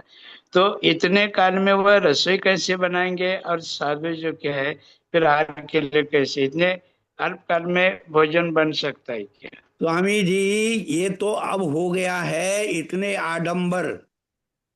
प्राचीन काल में साधु अन्न सारा घ्या और विहार करा। जी जब जब उपास का पारना कराना होता कि जल्दी उठाना होता तो उन्हें का रस निकाल दो, पानी गर्म कर दो और खिचड़ी बना दो। आधा घंटे में पूरा जी चौका तैयार होता है तो स्वामी जी। हाँ, कोई माने कोई सलेकना धारण किया है और उसको तो जलपान थोड़ा कुछ पेय पदार्थ देना हो तब तो शक्य है। हाँ, तो ये आडंबर अब हो गया है कि 56 भोग जो बनना शुरू हो गए हैं। पहली बात। दूसरी बात है, ये अपवाद मार्ग है। हाँ, और राजमार्ग तो है कि साधु कब आहार को उठे, घरों से धुआं निकलना बंद हो जाए, बहुत बढ़िया। बच्चे भोजन करके बाहर खेलने आ जाए, तब साधु आहार को उठता था। मतलब जी इसको प्रधान प्रधान और गौ मतलब इस प्रकार से जगन्य मध्यम की अपेक्षा से भी देखना है, प्रधानता और अपवाद मार्ग की अपेक्षा से भी देखेंगे तो हो जाएगा। हाँ, माने किसी के बार बार अंतराय आ रहे, तबीयत खराब है और हाँ। अथवा हाँ, दवाई देनी है और रात में तो दे नहीं सकते, ऐसी हाँ, स्थिति में हाँ। सुबह सुबह उठा सकते आधा हैं। घंटे में तैयार होता है, 15 मिनट में तैयार होता है। जल छाना, उधर गर्म किया, उधर एक दो आदमी लगे, उधर ये किया वो किया, आधा घंटे में सब तैयार होता है। ऐसा किसी जी साधु को जी केश लोच ठीक है। हुए हैं, केश लोच के दिन उनको उपवास करना और उनको उपवास सहन नहीं होता तो दूसरे दिन जल्दी उतारना। जल्दी का मतलब है आगम के अनुसार, किंतु जगन्य जितना समय छोड़ना है उसके पश्चात वो देर मुहूर्त के बाद में वो आहार के लिए उठे, इस प्रकार से भी हो सकता है। जी जी ठीक है। चलिए आगे बढ़ते हैं थोड़ा सा। महेंद्र जी आपका प्रश्न अनम्यूट किया है। अरविंद जी का कहाँ चला गया? अरविंद जी यस, आप नमस्ते नमस्ते हाँ, गुरुवर। अरविंद जी पूछे उसके बाद महेंद्र जी। नमस्ते हाँ गुरु वंदना भैया जी। मतलब जल जल जो छाना हुआ इसमें जो प्राण रहते हैं वो बादल जल का एक के स्वरूप में रहते हैं। फिर से आवाज आई बोलिए। भैया जी? हेलो। हाँ बोलिए। जो जल छाना हुआ जल है इसमें जो प्राण रहते हैं वो बादल जल का एक के स्वरूप में रहेंगे, बराबर। जी, बादल और और वो सूक्ष्म दोनों के। हाँ, और फिर जो पानी गर्म किया इसमें त्रस जीव तो मतलब छानने के बाद निकले, लेकिन लेकिन जो बादल जल का एक जो जीव रहे वो गर्म करने से वो एक्सपायर हो जाएंगे। वो तो वैसे ही मरने वाले हैं, अगर आप गर्म करो या मत करो, क्योंकि वैसे भी मैं बता रहा हूँ ना कि अंतर्मुहूर्त तक अगर आप उसको गर्म नहीं करोगे तो नए, हम्म। वो बादल की तो बात छोड़ो, नए तरस का एक भी आ जाएंगे उसमें। तो गर्म करने के बाद मतलब वो नहीं रहेंगे और 24 घंटे तक नहीं रहेंगे जीव मतलब अंदर। 24 घंटे तक हाँ, बादल जलकायिक भी मर जाएंगे तो ठीक है, किंतु 24 घंटे तक तो नए तरसकायिक उसमें उत्पन्न नहीं होंगे। और बादल भी नहीं, जल का एक भी नहीं उत्पन्न बादल तो होगा। वैसे ही चले गए।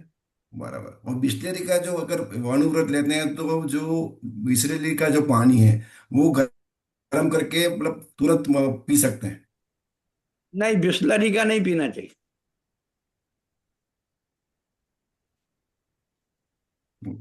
गुरुदेव बिस्लरी का छान कर पिए तो। नहीं, क्या है कि जो उसका आर्गुमेंट्स लगा हुआ है, उसमें जो गंदगी से स्पर्श होकर के ही वो पानी छनता है। हाँ, क्योंकि एक उसकी बात जो होती है, एक एक बात तो उसी जो मृत काय के जो जीव हैं उनसे स्पर्शित होकर के ही वो शुद्ध पानी नीचे आ रहा है, डेड बॉडी से होकर के आ रहा है। वो तो केवल केमिकल के कारण उसको आपकी शुद्धता दिख रही है, लेकिन वो है स्वास्थ्य के लिए लाभप्रद नहीं है। जल काय जीव हमारे लिए स्वास्थ्य के लिए लाभप्रद है।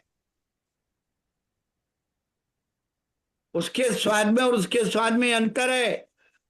गुरुदेव तो फिर तो बिस्लरी हमें वाटर से हमें तो फिर उसके लिए हिमालय के जो अर्थिंग झरने नहीं होते आती हैं। है बिस्लरी वाटर के पानी में। नहीं नहीं गुरुदेव, एक मिनट गुरुदेव, थोड़ा इसको आज के परिप्रेक्ष्य में अगर हम लोग देखें तो अगर मैं पूना में रहता हूँ तो पूना में हमारे पास जो जल के स्रोत है वो है नदी। तो अगर उस नदी का पानी अगर मैं सीधे सीधे लेकर के आकर के लेके लेके आ जाऊंगा और छान करके अगर मैं उसको गर्म उबाल करके भी पी जाऊंगा तो भी बहुत सारे उसमें ऐसे केमिकल तत्व है, वो केमिकल तत्व उसमें से निकल नहीं सकते, उबालने के बाद भी नहीं निकलते हैं।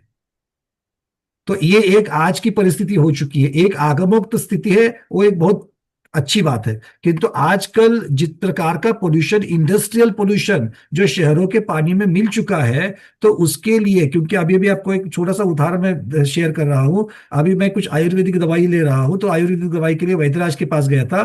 तो उन्होंने सबसे पहले मुझे बात यही पूछी, क्या आप आरओ का पानी ले रहे हो? तो हमने पूछा कि, बोला कि ठीक है, अगर आरओ के पानी के क्या प्रॉब्लम है? तो बोले आरओ का पानी जो भी ले रहा है उसका पहला B12 डिफिशियंसी आ जाती है। ये B12 डिफिशियंसी पहले नहीं थी, आज B12 की डिफिशियंसी होने का कारण क्या है? तो सबसे पहले उन्होंने कहा कि आरओ के जो, वो तो बाकी के तत्व तो निकालता है, किंतु जो जरूरी तत्व है वो भी निकालता है। किंतु बात ये है कि अगर हम आरओ जैसे चीजों का अगर पानी नहीं लेंगे, तो पॉल्यूशन से जो चल रहा है, एक मिनट जरा अपने अपने माइक्स को थोड़ा आराम देना। जो पोल्यूशन, इंडस्ट्रियल पोल्यूशन जो पहुंचा है, क्या वो सिर्फ छानने और गर्म करने से जाता है? क्या इसके ऊपर थोड़ा सा विचार होना चाहिए, तब जाकर के। आगम की चर्चा अलग है और आज की हाँ, चर्चा, सेहत की चर्चा एक आपकी अलग है। बात आपकी बात से हम सहमत हैं। पानी को इसलिए उबाला जाता है, एक गर्म करना, एक उबालना। तो जो उसके जो रासायनिक जो बाधित रसायन है वो उसके द्वारा जल जाते, उड़ जाते। क्योंकि हमने और ऐसे भी आपने देखा साधनों होगा को, कि जब उबल जाता है पानी तो उसमें सफेद सफेद जो है वो भी आ जाता है, उसमें बिल्कुल, क्योंकि गुरुदेव, राख आ जाती है, उसके जो विरोधी तत्व वो नीचे आ जाते हैं, वो जम जाते हैं, क्योंकि अलग हो जाते हैं। हमने त्यागी वृत्तियों को, कुएं का जल छान कर गर्म करके जो पीते हैं, उनको ऐसे कारणों से बीमार होते हुए देखा है। मूल बात है कि आप जल के लिए ही हम इतना सब बहुत रख रहे हैं। बिल्कुल। आज जो खेती में रासायनिक तत्व जा रहे हैं उससे वनस्पति भी प्रभावित हो रही, फल भी प्रभावित हो रहे, बीज भी प्रभावित हो रहे, सारी चीजें उससे प्रभावित हो रही है भैया। बिल्कुल गुरुदेव, उसके आपने लिए सही आप जल कहा। के लिए क्यों रो रहे हो? नहीं, सिर्फ ये तो जल तो एक प्रतीकात्मक था, सब्जियां तो तो इसके गेहूं आगे गेहूं जो आएगी। खा रहे हैं, फल जो खा रहे हैं, वो रासायनिक तत्वों के स्पर्श से जो उत्पन्न हो रहे हैं वो सारे स्वास्थ्य के लिए हानिकारक है। इसलिए ऑर्गेनाइज खेती पर पुनः देसी खेती पर लोग आ रहे हैं। इसीलिए आज के परिप्रेक्ष्य में भी कुछ टीकाएं लिखनी जरूरी है, क्योंकि जैसे जैसे आपने ही कहा था कि हर एक समय में, जिन जिन समयों में आचार्यों ने टीकाएं लिखी है, तो उस समय की अपेक्षा से भी उसमें कुछ चीजें ऐड होती गई है, क्योंकि उसका भी निराकरण उनको करना था। तो आज के परिप्रेक्ष्य में भी कुछ चीजों का निराकरण होना बहुत जरूरी है। जैसे हम आपको अभी उसी प्रसंग में चलते हैं कि जी। जो व्रत है, 5 व्रत हैं, एक एक व्रत की 5 5 भावनाएं। जी। जिस अहिंसा की हम बात करते हैं, उस अहिंसा की भावना में कितनी बातें आती। हमें केवल बाहर में द्रव्य जीव मरते हुए दिखाई दे रहा है, उसकी रक्षा करने के हमारे भाव है, और भी कहीं रक्षा करने के भाव है कि नहीं? बिल्कुल वांग गुरुदेव, नहीं है। मना वांग मनोगुप्तिरियादान निक्षेपण समित्यालोकित पान भोजनानि पंच। यस। अहिंसा व्रत का यदि हमें साधु हो या श्रावक हो उसको पालन करना है तो 5 बातों का ध्यान होगा, तब अहिंसा व्रत पालन होगा। एक केवल एक ही जगह हमने वो बात पकड़ के रखी है, यहाँ जीव मर गया या हमारे आदत हो गई, यानी फलाना हो गया, ढिमका हो गया। बस गुरुदेव, आप अपने वचनों, इसी चीज को आप जो अभी कह रहे हो ना, इसी चीज को मुझे स्वाध्याय उन तक पहुंचाना है। बार बार मैं सावधान कर रहा हूं कि हम किसी एक, बचपन से हम लोग सिर्फ एक चीज को पकड़ करके बैठे हुए हैं। इसके अलावा बहुत सारी चीज है जो एक व्रती को पालन करनी है। तो वचन गुप्ती, अशुभ नहीं बोलना। बोलना कहां से शुरू होता है? जीव से। वचन से मन प्रभावित होता है, जी। और जब मन प्रभावित होता है तो उसकी समिति, वह क्रियात्मक आ जाता है, ईर्ष्या समिति, आधार निक्षेपण समिति, ये सब विकृत हो जाती है। और आलोकित पान भोजन, ये 5 बातों का ध्यान हमारे जीवन में हो, तब तो वास्तविक अहिंसा है। और वचन की शुद्धि नहीं है, कैसा भी बोले चले जा रहे हैं, कैसे भी सोचे चले जा रहे हैं, तो इससे तो हमारे आत्मा की घात हो रहा है।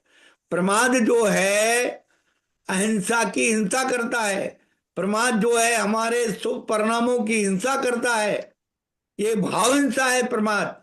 और उसके द्वारा यदि प्राणों का विपूर्ण होता है वो द्रव्य हिंसा है। हम द्रव्य हिंसा पर तो जोर दे रहे, जी। ये प्रमाद क्यों नहीं छोड़ रहे? जबकि आगम में हिंसा मुख्यतः से राग द्वेष को कहा है। वही तो प्रमाद है। जी। तो जो जिह्वा है, जो बोलने और खाने का दोनों का काम करती है, तो उसको बस में करो।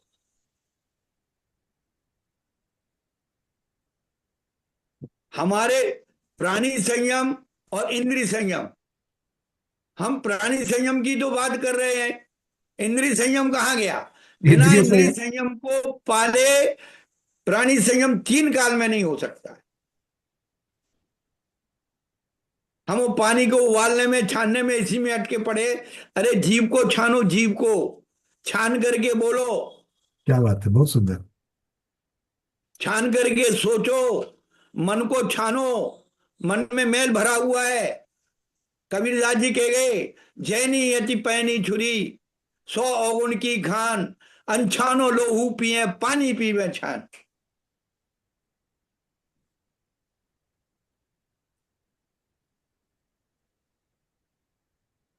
हमने एक मुक्तक लिखा था सन 91 में, और पूज्य विद्यानंद जी महाराज को याद हो या ना हो, जब हमने इसको सुनाया, हमने कहा ये मुक्तक यदि हम राजा भोज के दरबार में सुनाते, ना जाने कितना नाम देता।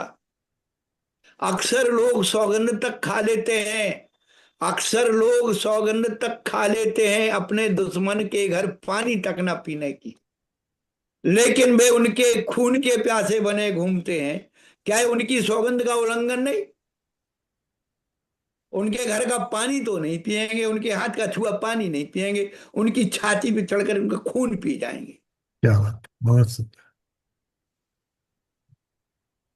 तो अहिंसा को पालना इतना आसान नहीं है। हमारे वचनों का, हमारे मन का शुद्धिकरण होना चाहिए। ईर्ष्या समिति को उन्होंने उसमें रखा, आदान निक्षेपण समिति को उसमें रखा, और आलोकित पान भोजन को अहिंसा व्रत के अंदर रखा। अभी तक जो व्याख्याएं हुई आलोकित पान भोजन की, कि केवल सूर्य के प्रकाश में भोजन करना आलोकित पान है, तो सूर्य के प्रकाश में लोग अभक्ष भी खाते, वो आलोकित पान हो जाएगा। तो पांचों इंद्रियों से देख सोच करके भोजन करने का नाम आलोकित पान है। भक्ष्य पदार्थों को भी पांचों इंद्रियों से देख सोच करके प्रयोग में लाना चाहिए। जानवर भी होता है, भोज पदार्थ के पास जाता है, पहले सूंघता है। बिल्कुल बिल्कुल सही बात। यदि उसका नेचर का नहीं है, उसे नहीं खाता। यदि हम लोग अपनी इंद्रियों के क्रम से देखें, तो पहले अपन देखते हैं, भाई चीज देखने में अच्छी लगना चाहिए। देखने के बाद उसमें हाथ में स्पर्श होता है, उसकी स्पर्शा भी ठंडी है, गर्म है। जो लोग चम्मच से भोजन करते हैं, वो नियम से अहिंसा व्रत की आराधना करते हैं।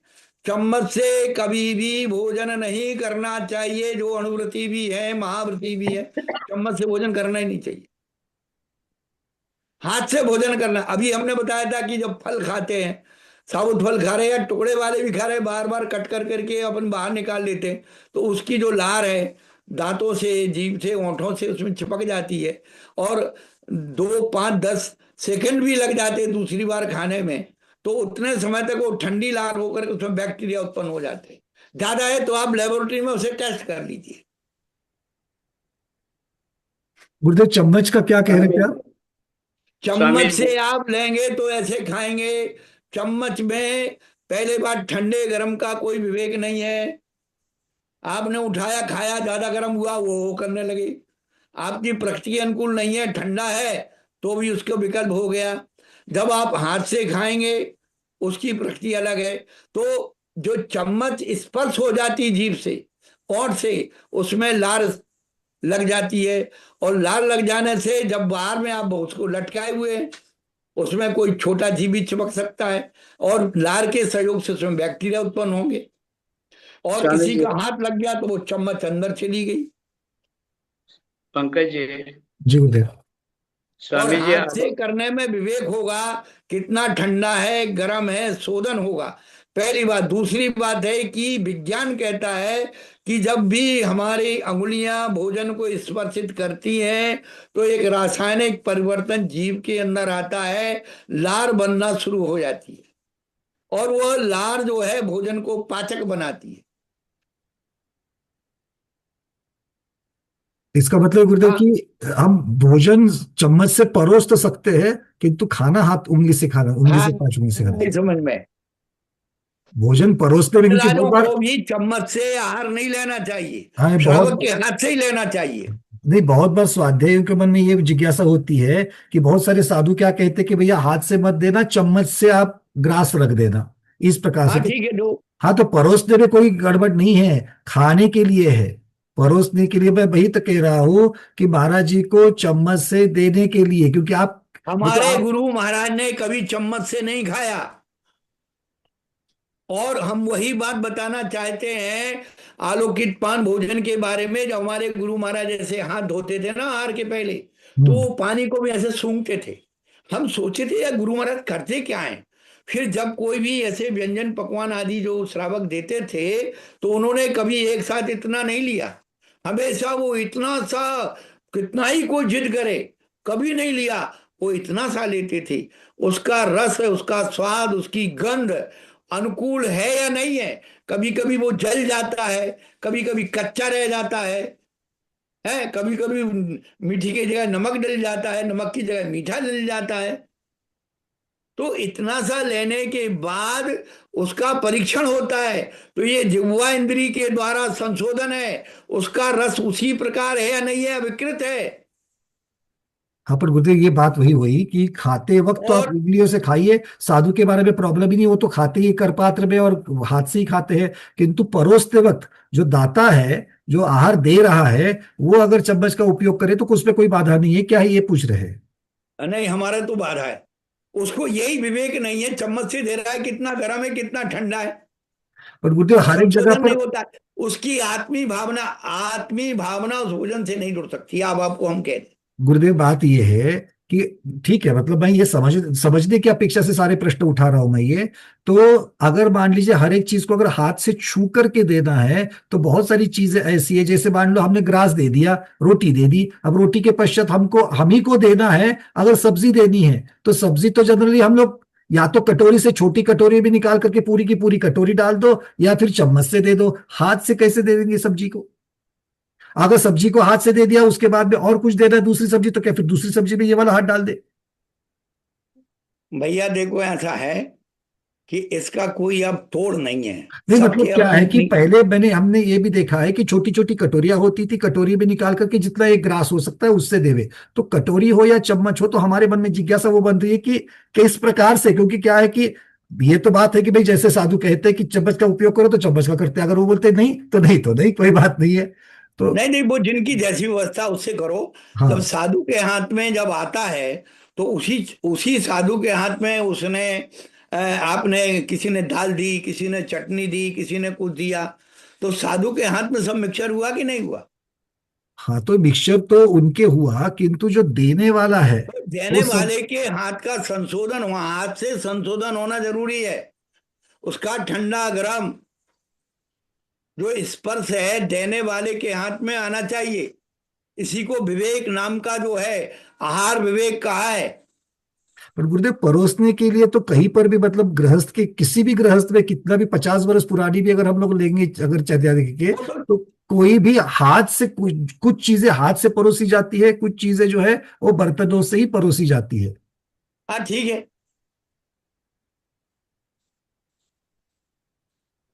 चलिए आगे, आप बहुत सारे प्रश्न आ रहे हैं गुरुदेव, प्रश्न लेंगे, हमारे पास समय आलोकित तो, पान भोजन के बारे में वो पूरा सुन लो हाँ कि स्वामी जी। स्पर्श से अपन पहले देखने में वो चीज अच्छी लगना चाहिए। फिर स्पर्श पर आइए कि यदि वो देखने में अच्छी लगी तो हाथ में देख करके उसका स्पर्श अच्छा है कि नहीं है। फिर उसको गंध के रूप में आप देखिए कि उसकी गंध में कोई विकृति तो नहीं है, देखने में अच्छा लग रहा है छूने में अच्छा लग रहा है, लेकिन जला हुआ है उसमें भी अच्छा है।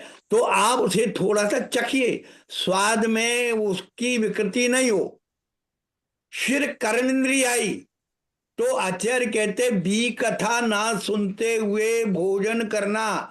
जो टीवी मोबाइल आदि देखते हुए भोजन करते हैं वो सब हिंसा करते हैं। ये पहली बातें बात। बहुत दूसरी प्रचलित। बात, भक्ष्य पदार्थों के जो नाम अभक्ष्य जैसे रख लिए हैं। हाँ, ये बात भी बहुत, आपने पहले भी सुझाव दिया था, सुझाव नहीं, आपने बिल्कुल उसका निषेध किया था। जैसे कोई बिरयानी बोलता है, पुलाव बोलता है, ये सारी जो चीजें हैं, इन प्रकार ये कबाब ऐसे शब्द जो उच्चारता है, वो भोजन के पदार्थों के, शाकाहारी पदार्थों के, भक्ष्य पदार्थों के नहीं है। ऐसे नहीं होना चाहिए। उनकी आकृतियां आजकल जो है बड़े बड़े बफे सिस्टम में लौकी की जो है मछली बना के रख दे, कद्दू के जो है वो मुर्गे बना के रख देते हैं, और ये क्या टांग देते हैं सब है। तो ये जो व्यक्ति को मांसाहारी बनाने का उनके मन के अंदर से ग्लानि निकालने के जो उपयोग चल रहे हैं, क्योंकि जो भी बनाने वाले आते हैं वो सब मांसाहारी लोग आपकी सजावट करते हैं उन चीजों को। जी, गुरुदेव विद्यानंद महाराज जी वो कुछ कह सॉस रहे हैं। डाल देते हैं उसी तरह से। मैं ये कह रहा था, जब आलोकित पान की चर्चा महाराज से बोल रहे थे ना, माने आलोकित पान भोजन का अर्थ सिर्फ दिन में भोजन करना नहीं है। हाँ, रात में भोजन बना है और दिन में खा रहे हैं। जैसे वो कई तो बार वैसे ही होता है, अमर। शाम को 7-8 बजे सूचना मिलती है महाराज सर पूरा संग आ रहा है, अब कल चौका लगाना है। तब रात में उसकी तैयारी करेंगे, आटा पीसेंगे, हर चौकी की सामग्री तैयार करेंगे, मसाला इत्यादि। तो रात में भोजन की तैयारी कर ले और दिन में भोजन बना ले, तभी वह ये आलोकित पान ये भोजन ये हो। आज के समय की विकृति है स्वामी जी, ये ध्यान जी रखना। बराबर है जी। आज तो आहार और हो ही नहीं रहा है, तो पिटभन्ना हो रहा है श्रावकों के द्वारा कि महाराज को नहीं देंगे तो महाराज मर जाएंगे, महाराज नहीं खाएंगे तो मर जाएंगे।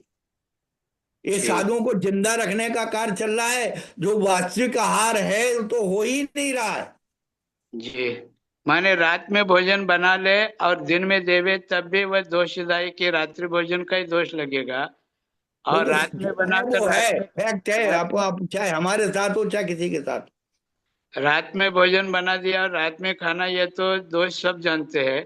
लेकिन रात का भोजन बना करके दिन में खाना, ये भी दोषकारक है। स्वामी जी क्षमा इसलिए कीजिए, जितने भी ये बड़े बड़े प्रभूषण पर्व में शिविर लगते हैं, हजारों व्यक्तियों का जो भोजन होता है, रात्रि के जो उनके आचार्य होते हैं बनाने वाले, रात्रि के 1-2 बजे से बनाना शुरू कर देते हैं। और पंच कल्याणक में भी ऐसा ही होता है जैसा आप कह रहे हैं। तो हम लोग क्या करें काका जी? मुझे जी लगता है ये सब स्वाध्यायी साधु। जितने भी ये सुन रहे हैं गुरुदेव, स्वाध्यायी जो सुन रहे हैं, ये सिर्फ सुनने की बात नहीं है। ये हम सब की, मतलब हम सब लोगों के लिए ये शर्म की बात है कि हमें इस प्रकार की चीजों तक क्योंकि ये सारी क्रियाएं श्रावकों की है और श्रावकों की अनंतता जिम्मेदारी प्रभु, है।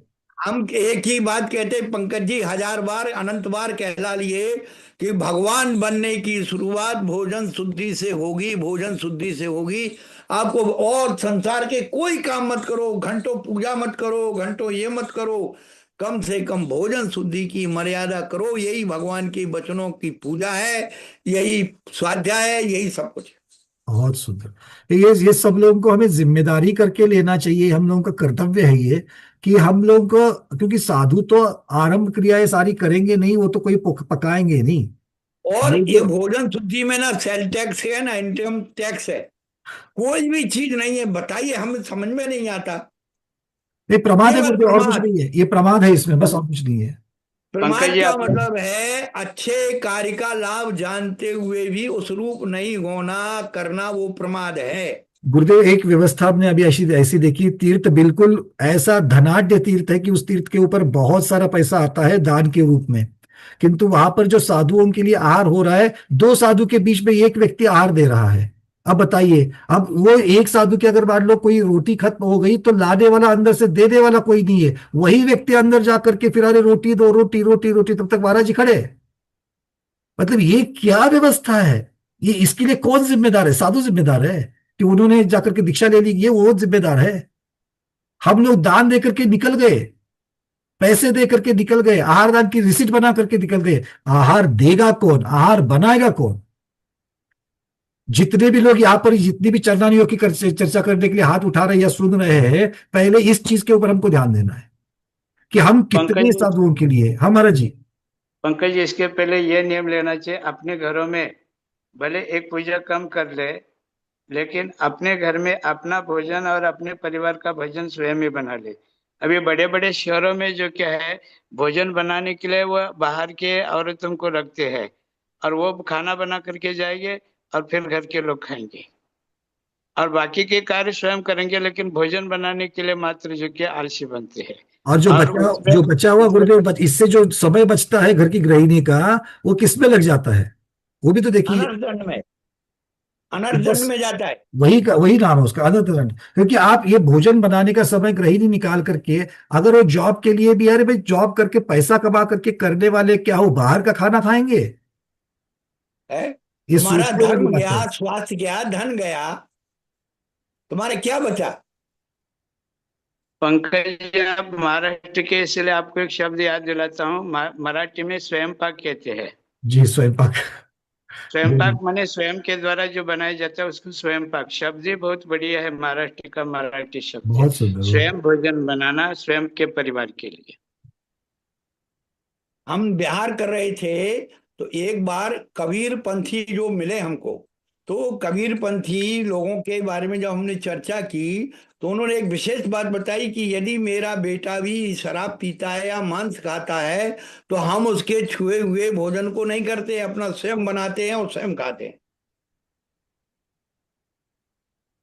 गुरुदेव आज हम सब स्वाध्यायों की, श्रावकों की, श्राविकाओं की जो मजबूरी बनी है, उस मजबूरी के लिए हम स्वयं जिम्मेदार है। आज सब लोग यही कहते हैं कि हमारी उम्र हो चुकी है, हम 60 के 65 के हो चुके हैं और हम लोगों की मजबूरी है, हमें बहू बेटियों के उनके हाथ में सारा कारोबार है, हम क्या करेंगे? अरे हम क्या करेंगे? हमने जो 50 वर्षों में नहीं किया, पिछले 35 वर्षों में नहीं किया, उसका नतीजा आज हम भोग रहे हैं। बस जब बिटिया जवान हो रही थी, जब बहू आ रही थी, तो कुछ व्यवस्थाएं आप लोगों को अपने कुल मर्यादा की अपेक्षा से बनानी चाहिए थी, वो हमने नहीं अपनी बनाई है। बेटी को 5 साल की उम्र से कार्य सिखाना चाहिए था, रसोई सिखाना चाहिए थी, उसकी मर्यादा सिखाना चाहिए थी। अपने बच्चे को व्यापार सिखाना चाहिए था, उसे वो लोग व्यवहार सिखाना चाहिए था। उसके हाथ से जा सब्जी लेकर के आ, 10 साल का बच्चा है, नींबू खरीद के ला, 5 रुपए उसके लेकर के ये सामान चीज खरीद के ला, उसके जो व्यापार की जिम्मेदारी, व्यापार करना सिखाना चाहिए था।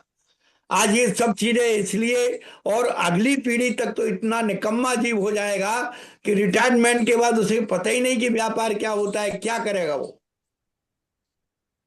चलिए आज ये जो अंदर से जो टीस है गुरुदेव की, वो सब निकल रही है, क्योंकि ऐसी अव्यवस्था देख करके साधुओं के मन को पीड़ा होगी होगी, ये बाहर निकल रही है।